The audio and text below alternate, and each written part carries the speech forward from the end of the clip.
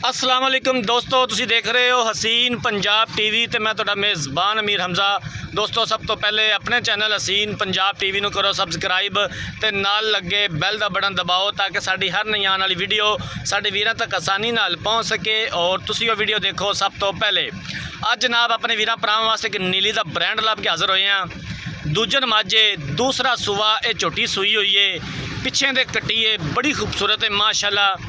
Cameraman साहब अंग अंग दिखाना है झोटी का, दिखावन दे विच कोई कमी पेशी ना रहे। स्याह काली है, कालियां अखां ने, पिछों चौड़ी, अगों बरीक, तुनी कोड़ी तो बेको साफ, पूरा मुठ भरदा थाने और सोहणियां विरलां ने थना दे विच। बाकी हर एक चीज़ कैमरामैन साहब अच्छे तरीके नाल दिखानी है, दिखावन दे विच कोई कमी पेशी ना रहे।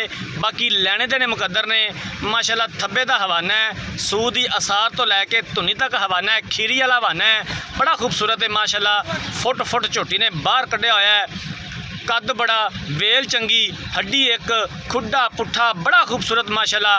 पिछों झोटी आसमान ते, अगों जमीन ते झोटी कैमरामैन साहब दिखा रहे ने। मेरे वीरां भरावां ने वीडियो एंड तक देखनी है। वीडियो अच्छी लगे तो लाइक तो शेयर ज़रूर करना है। कोशिश करी दिए कि अपने वीरां भरावां नूं अच्छे तो अच्छा जानवर दिखाइए। बाकी लैने देने मुकद्दर ने। दूसरा सूआ ये झोटी सूई है, पिछे दे कट्टी है। अज 7वां दिन है झोटी सूई नूं।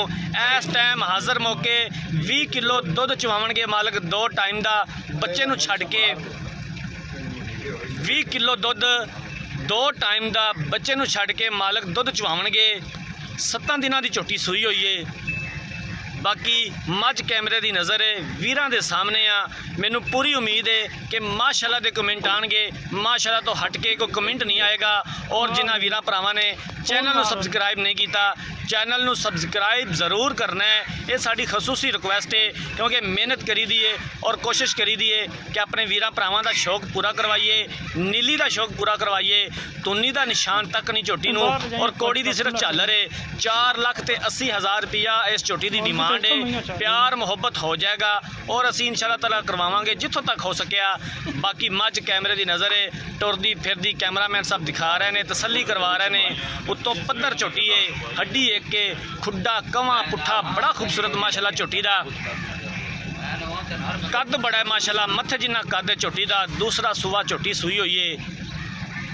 4,80,000 रुपया की डिमांड है। 20 किलो दुध चवावणगे मालक। 2 टाइम 4 टाइम किसी का भी वीर भरा दा दिल करे बयाना करके चवाई कर सकता है, अपनी पूरी तसल्ली कर सकता है। इस तरह के अनमोल हीरे रोज़ रोज़ नहीं मिलते। इन्ने ने दुध वाली मझां रोज़ रोज़ नहीं आंदियां। बाकी कहने तो कोई भी कह सकता है कि 22 लीटर 24 लीटर 26 लीटर, लेकिन पता उदों लगता है जो गड़वियाँ वजदियां ने, उदों पता लगता है। असी इंशाअल्लाह ताला अपने वीरां भरावां नूं पूरी गारंटी देंगे। आ पिछे कट्टी है, सावी अपनी मां रंगी है, स्याह काली है माशाअल्लाह। कट्टी बड़ी खूबसूरत है। 4,80,000 रुपया इस झोटी की डिमांड है। अज 7वां दिन है झोटी सूई नूं। दूसरा सूआ सूई है। 20 किलो दुध चवावणगे। अगर किसी वीर भरा ने यह झोटी खरीदनी है, राबता नंबर 0312 612 2054 0312 612 2054 इस नंबर पर व्हाट्सएप बनी है। अगर साड़ी अज वाली वीडियो पसंद आए, वीडियो को लाइक तो शेयर ज़रूर करना है। और जिन्हां वीरां भरावां ने चैनल को सबसक्राइब नहीं किया, चैनल को सबसक्राइब ज़रूर करना है। जिंदगी रही तो मिलांगे एक नई वीडियो के नाल। अपने मेज़बान अमीर हमजा ने दो इजाज़त। अल्लाह हाफिज़।